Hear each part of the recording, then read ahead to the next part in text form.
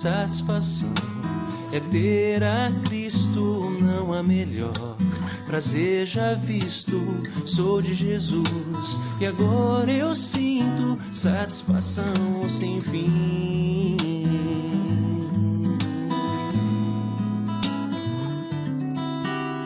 Satisfação é nova vida, eu com Jesus em alegria, sempre cantando a melodia, satisfação sem fim.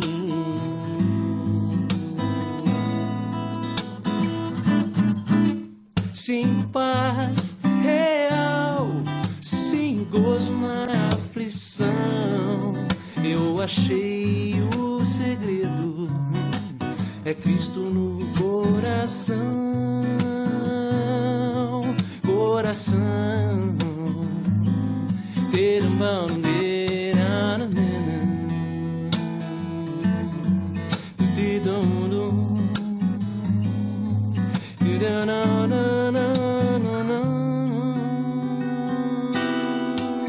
satisfação é não ter medo, pois meu Jesus virá bem cedo, logo em glória eu hei de vê-lo, satisfação sem fim.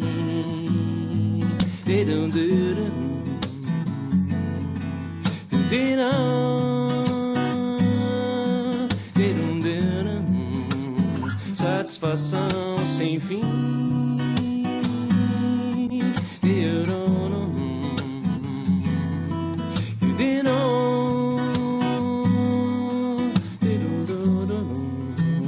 Satisfação sem fim.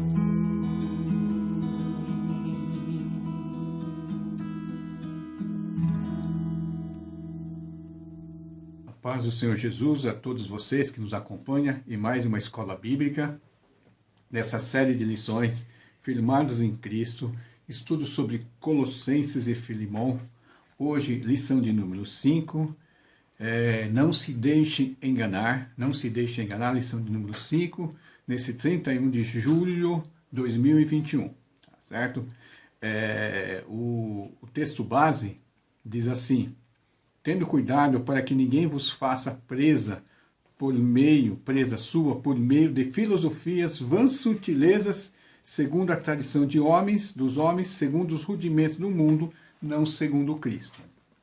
Vamos fazer uma oração, pedir a bênção de Deus, para que nós possamos desenvolver esse estudo e todos nós possamos ser ricamente abençoados com a palavra de Deus. Senhor Deus, ó Pai, obrigado por mais esse momento que nos achegamos à Sua presença, Senhor, para estudar a Tua santa palavra, Senhor, estudar aquilo que tem nos revelado, tem nos trazido, Senhor, para que possamos assim espalhar a Tua palavra, a Tua justiça, Senhor, e que muitos, Senhor, em muitos haja o crescimento necessário para enfrentar todas as situações difíceis do mundo, inclusive, Senhor, a do engano, Senhor, que de verdades, meias verdades ou de falsas verdades que venham, Senhor, tentar nos tirar, Senhor, da direção correta da Tua santa palavra, meu Pai.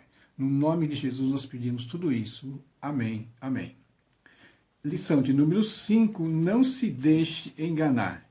Esperamos que você possa ser ricamente abençoado, possa ler, desenvolver e ter um crescimento espiritual para enfrentar as ameaças à fé cristã e principalmente à nossa vida espiritual.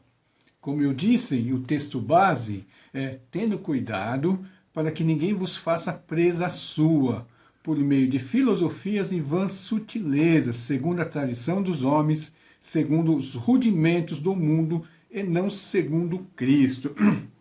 Na versão NAA, diz assim: tendo cuidado para que ninguém venha a enredá-los, né, com sua filosofia e vãs sutilezas, conforme a tradição dos homens, conforme os rudimentos do mundo, e não segundo Cristo, né? Então, o objetivo da lição aqui, que nós vamos procurar juntamente alcançar esse objetivo, né? Entender a singularidade da pessoa e da obra de Cristo. Entender a singularidade da pessoa e da obra de Cristo, de modo a não se deixar enganar, né? A não se deixar enganar pelas armadilhas de falsos mestres. Então, esse é o objetivo hoje dessa lição, não se deixar enganar, né? Já no período do Novo Testamento, das igrejas ali, havia as informações falsas, né? Ou as famosas hoje fake news, né? Porque havia falsos mestres trazendo falsas informações, falsos ensinos para procurar, né? Nem eles sabiam disso, mas o objetivo, né, do inimigo era tirar as pessoas do foco Jesus Cristo e trazer coisas a mais ou coisas a menos para levar as pessoas a conhecer Jesus e a desenvolver sua fé.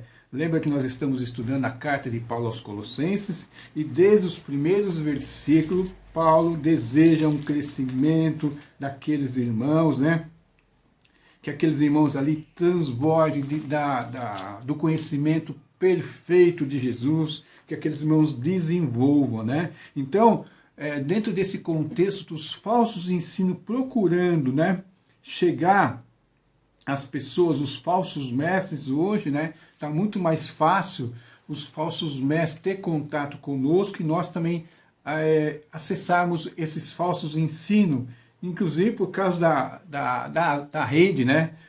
A rede mundial de computadores, a internet, a famosa internet, através de Facebook, YouTube, quantas e quantas vezes nós chega sem nós mesmos procurarmos, né?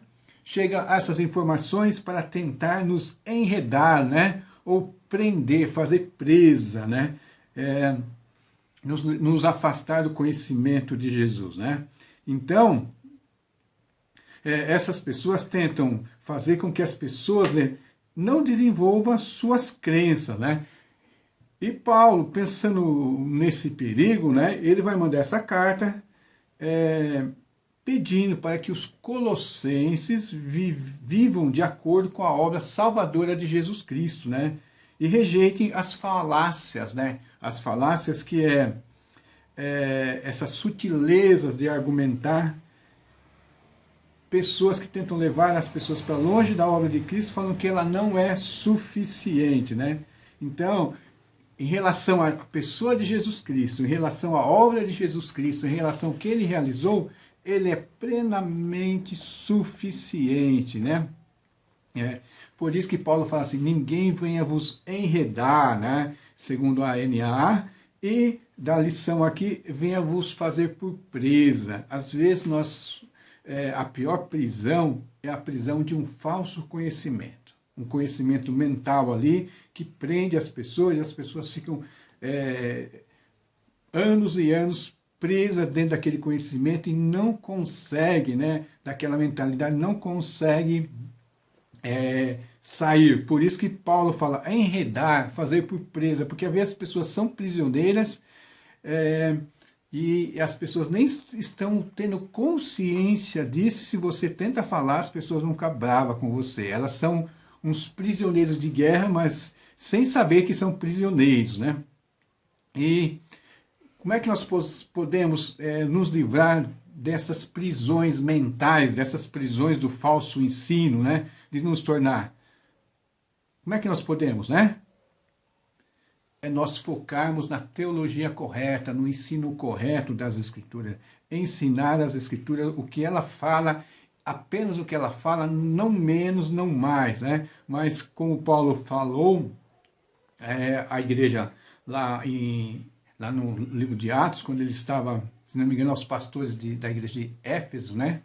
Que ele não tinha deixado de falar para eles toda a sabedoria de Deus, né? Ele procurou ensinar aqueles irmãos, porque ele sabia que logo após a partida dele, ele diz que entrariam lobos devoradores na igreja para tirar a igreja do caminho. Por isso ele estava ali procurando alertar aqueles irmãos. E aqui, na igreja de Colossos, né, Paulo faz 4 afirmações, aqui vai ser os tópicos da lição, né? Ele vai fazer 4 afirmações importantes sobre a pessoa e a obra de Cristo, né? Frente às heresias desses falsos mestres. Então, primeiramente, Paulo vai reafirmar a suficiência em Jesus.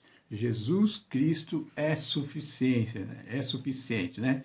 Ele vai reafirmar a identidade de Jesus, vai reafirmando quem é Jesus, né? Quem é a sua pessoa. Ele vai reafirmar a dignidade de Jesus, colocar Jesus, né? Na questão do conhecimento das pessoas tendo Jesus, vai mostrar o lugar correto de Jesus na nossa teologia, na nossa mente. E ele vai reafirmar a obra de Jesus. Ele vai fazer algumas reafirmações, né? Ele já vem desde o início da carta fazendo isso, mas agora ele vai fazer também um pouco mais com mais ênfase, né? Tentando contrapor ao conhecimento falso, né? Conhecimento. O texto em foco que nós dessa lição é Colossenses 2, verso 6, né? Isso mesmo. Colossenses 2, verso 6 até o 15, né? Até o 15, diz assim. Colossenses 6 ao 15.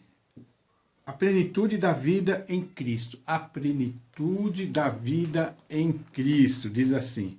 Portanto, assim como vocês receberam Cristo Jesus, o Senhor, continue a viver nele, estando enraizados e edificados nele, e confirmados na fé, como foi ensinado a vocês, crescendo em ação de graça, tendo cuidado para que ninguém venha a enredá-los com sua filosofia e vãs sutilezas, conforme a tradição dos homens, conforme os rudimentos do mundo, e não segundo Cristo, porque nele habita corporalmente toda a plenitude da divindade. Também nele vocês receberam a plenitude.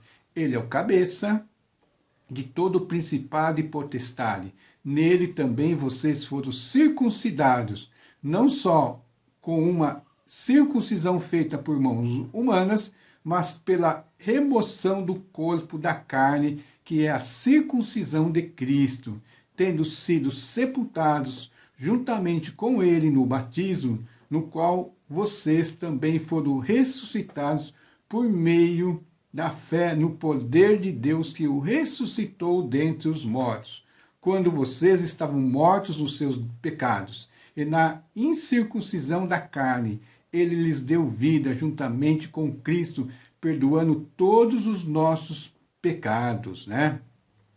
Cancelando o escrito da dívida que era contra nós e que constava de ordenanças, o qual não nos era prejudicial, removeu-o inteiramente, cravando-o na cruz e despojando os principados e as potestades, publicamente os expôs ao desprezo, triunfando sobre eles na cruz. Triunfando sobre eles na cruz. É em cima desses versículos que nós iremos trabalhar essas 4 reafirmações, né? E a primeira reafirmação é sobre a suficiência de Cristo. Paulo vai falar para os irmãos em Colossos, né? Para que eles tomassem cuidado contra esses falsos mestres, né? Que estavam colocando obstáculo, estavam colocando em dúvida a suficiência de Cristo, né? A suficiência de Cristo. Cristo não foi suficiente para trazer salvação. Precisa algum complemento a mais além de Jesus, né? Então Paulo, ele começa assim, falar para os irmãos assim: portanto, assim como vocês receberam de Cristo o Senhor, continue a viver nele, né? Nele. Tem uma versão que diz andando nele ou andai nele. Assim como vocês receberam de Cristo, andai em Cristo. Andar segundo o procedimento de Cristo, né? Aí ele, depois de dar esse conselho, pedir para que eles continuem andando em Cristo, como é que eles iriam andar em Cristo, né? Ele traz algumas imagens, né? Para despertar os irmãos, né? Como permanecer isso, né? Como é que eles poderiam crescer na vida cristã. Isso no verso 7, né? Então ele vai usar alguns verbos aqui, algumas ações que os irmãos deveriam ter. Primeiramente ele fala assim, radicados, que é o verso 7, diz assim, estando enraizados ou radicados, né? Que é fortalecendo suas raízes, se aprofundando, né? Primeiramente, enraizado, fortalecer suas raízes, para que pudesse estar ali forte e não fosse arrancado com facilidade.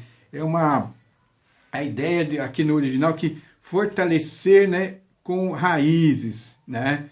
Lembra-se que as árvores que têm raízes profundas, né, quando vem o temporal, vem a ventania, elas mantêm-se firmes. Aquelas árvores que já têm poucas raízes são as que são arrancadas com maior ou com mais facilidade, né? Com mais facilidade. O outro verbo, né, que ele vai falar assim, ó, enraizados, edificados, né? Que traz a imagem de um edifício bem alicerçado também, né? Então ele vai repetir várias imagens, assim, vários verbos de ações, né? Que vai refletir sobre a profundidade do conhecimento. Primeiramente as raízes e agora aqui edificados, né? Um edifício bem alicerçado, né? Nós sabemos que o que mantém uma estrutura de uma construção é o seu alicerce. E o seu alicerce é aquela parte que nós não vemos, né? Eu lembro que uma pessoa, um irmão que trabalhava com construção, e ele falava assim que, assim como você vê um edifício, a parte acima da superfície, a parte que você visualiza, você vai ter que compreender que existe a mesma metragem que você vê acima da superfície, você tem que perceber que tem que estar abaixo da superfície, para que aquele edifício possa aguentar, né? Possa estar bem alicerçado, né? Então, enraizado ou radicados, né? Edificados, quer dizer, um alicerce muito profundo. O terceiro verbo é confirmados, né? Edificados e neles confirmados na fé. O que é confirmado na fé, né? Aqui está falando sobre um termo jurídico, que sugere um contrato ratificado e torna obrigatório. A partir de um confirmados na fé, quer dizer assim, eles passaram por certas situações, eles receberam o diploma, agora estão confirmados na fé. E em quarto lugar, é o termo crescendo, né? Falou-se primeiro, os dois verbos primeiro, fala de para baixo, da enraizar, o edificar, o fundamento que segura todo o edifício, a base, e a base, o alicerce, as colunas, né, que mantém. Depois ali, quer dizer, uma coisa que foi autorizada, foi confirmada, e aqui o quarto verbo é crescendo, né? Ele fala aqui, como foi ensinado a vocês, crescendo em ações de graça. O autor da lição coloca aqui que esse verbo lá no original sugere esse crescimento, né? Um crescimento como fosse um rio fosse transbordando nas suas águas, né? Nas margens, assim, ele fosse ocupando as margens, né? Fosse enchendo, transbordando, né? É isso que Paulo está falando, transbordar de ações de graça. Quer dizer, se Cristo é suficiente, né? E se ele supre tudo aquilo que nós necessitamos para a nossa salvação, ou ele realizou tudo aquilo para a nossa salvação, as ações de graça têm que ser muitas, em direção a ele, né? Para trazer o conhecimento, trazer glória a ele, né? Então, quando nós somos enraizados, edificados, confirmados, né? Confirmados e obtemos um crescimento, essas pessoas que atacam a doutrina da igreja não terão nenhum êxito contra a verdade do evangelho em nossa vida. Porque nós iremos rechaçá-las com o conhecimento, com a firmeza que nós temos.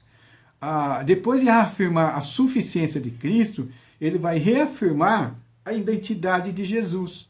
Identidade de Jesus, porque uma das coisas que eram atacadas para tirar a suficiência de Jesus era a sua identidade. Quem era Jesus, né? O que ele fez?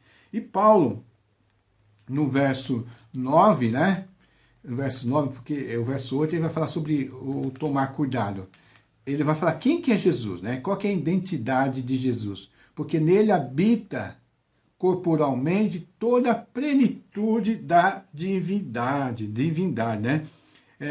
E a heresia que estava lá eram os gnósticos, né? Os gnósticos são aquelas pessoas que acham que você tem que ter um conhecimento especial, por isso que Paulo fala, eles não aceitavam a suficiência de Cristo, mas esses gnósticos, eles defendiam algumas ideias, né? Ideias estranhas, né? E que nós vamos encontrar muito hoje aí, né? Eles falavam das emanações de Deus, né? É como um panteísmo, onde Deus emana em todas as direções. Então, assim, a grosso modo, né? Eles falavam, né? Que Jesus era apenas uma dessas emanações, né? Uma dessas emanações da divindade. Por isso que Jesus não era suficiente. Então, mas ele fala assim, não, Jesus não é apenas uma parte, uma emanação. Jesus é a plenitude, né? Por isso que fala assim, porque nele habita corporalmente toda a plenitude da divindade. Jesus não era uma parte da divindade. Jesus não era abaixo da divindade, ele tinha toda a plenitude, né? Então a lição fala assim, Paulo refuta tais homens nos termos que eles usavam. Em vez de chamar Jesus de um demiurgo, né? Demiurgo, ou uma simples emanação de Deus, o apóstolo disse que em Jesus habita corporalmente toda a plenitude da divindade. Em outras palavras, Jesus é o perfeito Deus que se fez carne, né? A ideia fica ainda mais robusta quando vamos à língua original do grego, né? Para a divindade, Paulo usou o substantivo grego theotes, que faz referência à própria essência da divindade, em vez de uma mera qualidade ou atributo. Então, Jesus ele não é uma qualidade ou apenas um atributo de Deus. Jesus é Deus em essência, né? Porque quando o erro quer entrar, às vezes ele vai atacar uma parte, vai esvaziar, né? Procurando esvaziar a ideia de quem é Jesus, né? E eles atacavam o que aqui? A divindade, né, de Jesus Cristo, né? Jesus, então, assim como Paulo reafirmou que Jesus é suficiente, né, que se nós tivermos enraizados, edificados, confirmados e houvendo crescimento, não precisamos mais nada, mas tudo em Jesus. Todas essas coisas, não em outra edificado, confirmado, enraizado, tudo em Jesus Cristo. Assim, ele reafirma a identidade de Jesus. Jesus é a plenitude de Deus. Jesus é plenamente Deus, né? Jesus é o Deus perfeito. Então, resgatando a suficiência de Cristo, resgatando a identidade de Cristo, ele vai começar a reafirmar a dignidade de Jesus. Porque se você tira a suficiência de Cristo, você coloca uma identidade incorreta de Jesus Cristo, você também você acabou tirando a dignidade de Jesus. Então Paulo começa reafirmando quem é Jesus e a dignidade dele, né?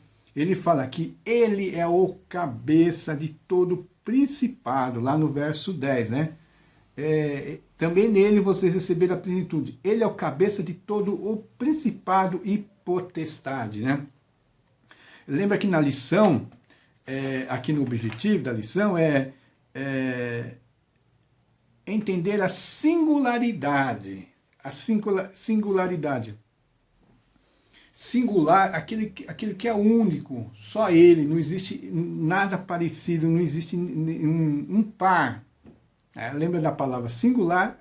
A palavra contrária, singular, é par. Então Jesus é singular, porque ele é único, né? Ele é único. E que nessa questão de principados e potestades, a ideia também aqui em Colossos, né? Na questão do demiurgo, é a questão que eles acharam que Jesus era mais um. Jesus era mais um principado e uma potestade comparando aos outros. Mas você falou, não, ele não é um mais um. Ele é o cabeça de todo principado e potestade. Ele está acima de todos os poderes. Todos os poderes estão abaixo dele, né? Não existe principado e potestade, não existe governo, não existe poder acima dele, todos estão, e nem do lado dele, poder para competir com ele. Ele é singular, né? Então Paulo começa aqui a falar, defender que Jesus é único, Jesus é rei, e ele reconhece a dignidade de Jesus Cristo como único, né? Lembre-se lá em Filipenses, Paulo fala que Jesus se esvaziou, mas ele se tornou servo, mas Deus o exaltou soberanamente e deu um nome que é sobre todo o nome, né? Então, Jesus já possuía, né, a dignidade por ser Deus. Ele é Deus, né? Ele é único e ele se tornou homem por vontade dele, mas ele está exaltado acima de todas as coisas. Então nós devemos tomar cuidado, porque quando nós não conhecemos, nós nos deixamos levar, ou nós não achamos Cristo suficiente para a nossa vida, e não sabemos da verdadeira identidade, nós podemos cometer um pecado maior de tirar a glória de Cristo, né? Tirando ele da sua total dignidade de receber honra e glória, tá certo? Então, uma coisa, nós devemos tomar cuidado, né? E por fim, né, em relação até sobre essas três coisas, mas principalmente em relação à suficiência de Cristo, Paulo reafirma a obra de Cristo, né? A obra exclusiva, né? E única. E ele fala lá no verso 10, ele fala assim, neles estáis aperfeiçoados. Aqui, ó, o verso 10 é, também nele vocês receberam a plenitude. Ele é o cabeça de todo o principado e potestade. Quando ele fala assim, vocês receberam toda a plenitude, e lá vem sempre falar que vocês já estão aperfeiçoados, e ele vai agora do verso 11 ao 5 falar dessa grandiosa obra de Jesus Cristo, essa obra que cumpriu abrange toda a suficiência, né? Então aqui vai citando o pastor Hernandes Dias, né, Lopes, ele vai dividir esses versículos aqui em alguns pontos, são 5 pontos, né? 5 partes da grandiosa obra que Cristo realizou, né? Já no verso 11, primeiramente, ele vai falar sobre a transformação interior. A transformação interior. Olha o que o verso 11 diz. Nele também vocês foram circuncidados, não com a circuncisão feita por mãos humanas, mas pela remoção do corpo da carne, que é a circuncisão de Cristo. Então, não foi uma obra externa, mas foi uma obra interna. Por isso que fala assim, uma transformação interior, enquanto a circuncisão judaica era uma marca externa, Jesus faz uma obra interna no homem, despindo-nos do velho homem, né? Despindo-nos do velho homem, que fala o mesmo que é o corpo da carne, né? O corpo da morte. Então, nós nos despirmos de toda a maldade do velho homem e nós seremos uma nova criatura, né? Então ele fala assim, uma transformação interior, tá certo? E segundo, após nos fazer essa transformação interior, Jesus nos proporcionou uma vida radicalmente nova. Radicalmente nova. Aí até, portanto, nós sabemos disso, porque tem pessoas que falam que Jesus quer o coração, mas fica naquela parte da mudança interior, mas uma mudança que não traz uma nova vida. Mas se nós nos despimos do velho homem e é uma transformação interior, tem que trazer uma vida radicalmente nova. É o que diz o verso 12. Tendo sido sepultados com ele, né? Tendo sido sepultados com ele no batismo, no qual também vocês foram ressuscitados por meio da fé no poder de Deus, que o ressuscitou entre os mortos. E quando vocês estavam mortos nos seus pecados, certo? Então, estávamos mortos nos nossos pecados, fomos sepultados no batismo e agora nós somos ressuscitados. Nós fomos ressuscitados por meio da fé no poder de Deus que o ressuscitou dentre os mortos. Então, nós estamos aqui. Então, é uma vida radicalmente nova. Não é uma vida como a anterior. Apenas, Jesus me mudou interiormente, mas a parte de fora continua a mesma, mas é importante nós sabermos que nós somos nova criatura, e aqui não é um faz de conta, é uma verdade espiritual que tem que acontecer, né? E terceiro, né, ele nos promoveu o perdão definitivo do pecado. Lembra que lá no texto lá da suficiência, aqui é um definitivo, suficiente, né? O termo, a segunda parte do verso 13 aqui do capítulo 2, né? Até o 14, tá certo? Vai falar assim, lhe Deus vida juntamente com Cristo, perdoando todos os nossos pecados, né? Perdoando. Aí fala aqui no 14, cancelando o escrito de dívida que era contra nós e que constava. Cancelando o escrito da dívida, quer dizer, tudo aquilo, a obra de Cristo, né? A obra de Cristo removeu, né? Removeu totalmente os nossos pecados, conforme o verso 3. Ele nos deu vida juntamente com Cristo, perdoando todos os nossos pecados, né? Então, o perdão de Cristo foi definitivo, né? E por ser definitivo, nós vamos para o quarto tópico, já até li o verso 14 aqui, né? Por que foi definitivo? Porque ele cancelou toda a dívida, né? Ele cancelou toda a dívida, o cancelamento total da dívida em Jesus Cristo, cancelando o escrito da dívida que era contra nós. Essa dívida que nos acusava, nos deixava, talvez hoje, você aí, pode estar pensando, eu fiz esse pecado há muito tempo, mas será que Jesus perdoou esses meus pecados? Será que as pessoas, em vez de acreditar na obra de Cristo, na obra total de Cristo, no perdão total da dívida, a pessoa pode buscar outros rituais, né? Rituais para tentar sanar essa deficiência que ela sente na vida dela, porque ela não compreendeu que Jesus promoveu o perdão definitivo dos nossos pecados, porque ele concedeu o cancelamento total da dívida. Perdão total, cancelamento total, né? Ao pagar nossas dívidas, né? Ele nos tirou, né?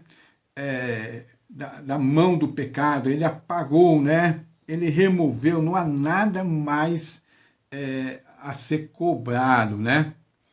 Por isso que a mesma palavra que ele fala na cruz, o telestai, né? Tetelestai, que está pago, né? Estamos quitte, né? Quando ele fala está consumado, né? E em quinto lugar, também, né, em quinto lugar, ele triunfou sobre os principados e potestades. Aqueles principados e potestades que esse pessoal, esses falsos mestres ensinavam que estavam na mesma categoria de Jesus, diz que Jesus triunfou sobre eles. E eram esses principados e potestades que cobravam, né, a dívida, né, cobravam os nossos pecados, cobravam a nossa condenação, mas diz que ele triunfou sobre esses nossos... ele triunfou sobre esses principados e potestades. O interessante que é importante, porque às vezes nós recebemos a salvação completa, nós temos tudo aquilo de Jesus, mas nós deixamos nos enredar, como lá diz o verso 8, né? Por desconhecer, nós podemos estar livres, mas vivendo como se estivéssemos numa prisão. É isso que Paulo quer fazer com aqueles irmãos da igreja. Vocês estão livres, então vivam livres, né? E não estando livres, mas vivendo como se estivessem numa prisão, que eles não estão mais. Porque agora é uma prisão mental, né? Uma prisão nas ideias, com as sutilezas, né? Que era a filosofia dos sofistas, que através dos argumentos, nem sempre, que não eram verdadeiros, porque para eles não importava a verdade, mas importava ganhar uma discussão. Então, agora que Jesus, nesse quinto lugar, Jesus triunfou sobre os principados e potestades, nós estamos livres. E nós não devemos nos aprisionar de novo, porque esses principados e potestades foram derrotados por Cristo na cruz, porque ele triunfou deles, porque diz assim, e despojando todos os principados e potestades, publicamente os expôs ao desprezo, triunfando sobre eles na cruz. Então, ao nos libertar do pecado, ao nos libertar do reino das trevas, que é aquilo que nós estávamos prisioneiros, né, como ele já citou antes, Deus nos tirou do reino das trevas e nos transportou para o reino do seu Filho. E essa libertação foi suficiente porque Jesus é suficiente, ele fez uma obra total, né? Então, porque ele é Deus, ele é totalmente Deus, porque ele merece toda a honra e toda a glória, ele é o cabeça de todas as coisas, porque ele realizou essa obra maravilhosa. Então, nós não devemos nos deixar enredar, nos aprisionar, nos tornamos presa, né? Porque, às vezes, a nossa mente mundana parece gostar dessas sutilezas, dessas coisas, porque parece mais... tenta mostrar que nós talvez podemos conseguir a salvação por nossos esforços. Mas a salvação em Jesus Cristo é quando nós nos despimos de nós mesmos, nós morremos em Cristo e Ele realiza toda a obra dele, nos dando nova vida, nos fazendo ressuscitar nele, pagando a nossa dívida e nos levamos nessa vida de glorificação a Deus, tá certo? Só a honra e glória somente a Ele, né? Por isso que Jesus fez uma obra singular, só Ele poderia fazer todas essas coisas, porque Ele é suficiente, Ele é totalmente Deus, Ele é totalmente digno e a obra dele foi completa. Para terminar aqui, algumas partes assim, bem práticas, né? Nós sempre pensamos nisso. Tem um texto aqui, um tópico aqui, que é assim, que é a vida em foco. Diz assim, estejamos concentrados na singularidade de Jesus. O que é isso? Jesus é único. Ele é único, não existe outro parecido. Se alguém quiser apresentar outro que não ele, fuja disso. E o importante é você conhecer realmente quem é Jesus, quem é Cristo, porque às vezes eles apresentam um falso Cristo, uma cópia mal feita, né? Uma cópia totalmente desfigurada, para que você possa confiar nessa cópia desfigurada para que você possa, como se fosse parecido com outros, onde Jesus é apresentado ao lado de tantas outras ícones das religiões mundiais, né? Um Jesus que é amiguinho de Buda, um Jesus que está do lado de Krishna e tantos outros. Mas Jesus é singular, Jesus é único, né? Jesus é único. E estejamos, né, alertas contra as armadilhas dos falsos mestres, que foi o que eu falei. Eles vão criar mecanismo, né, para nos enganar, para nos tirar da verdade. Por isso que Jesus fala, o ladrão vem senão a roubar, matar e a destruir. E Paulo fala, ainda que nós, ou mesmo um anjo do céu, vos anuncie o evangelho diferente do que já vos pregamos, seja considerado maldito, né?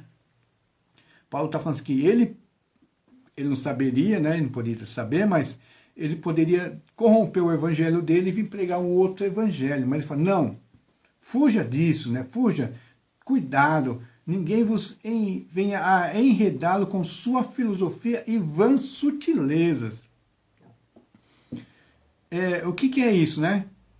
Aqueles argumentos falsos, argumentos bonitos que podem tirar você da comunhão, da visão, do conhecimento. Por isso aqui que o desafio missional, né, fala assim, visto que é uma guerra espiritual, não saia da trincheira despreparado. Nós devemos nos preparar.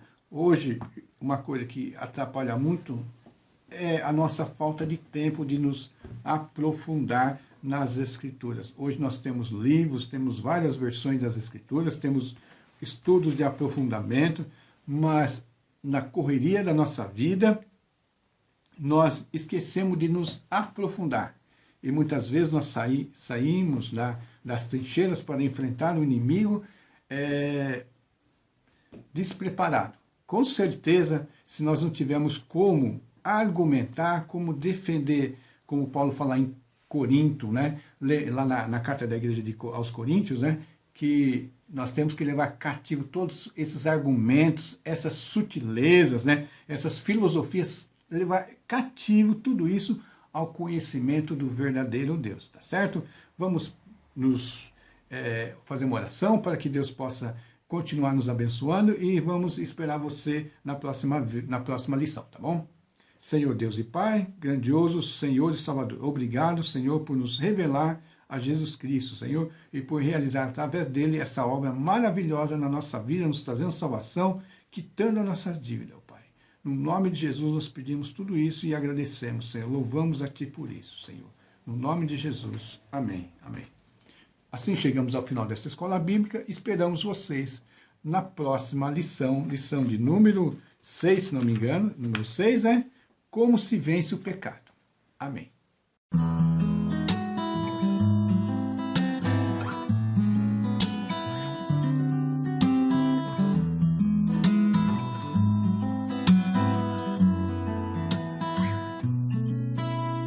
Satisfação é ter a Cristo, não há melhor. Prazer já visto, sou de Jesus, e agora eu sinto satisfação sem fim.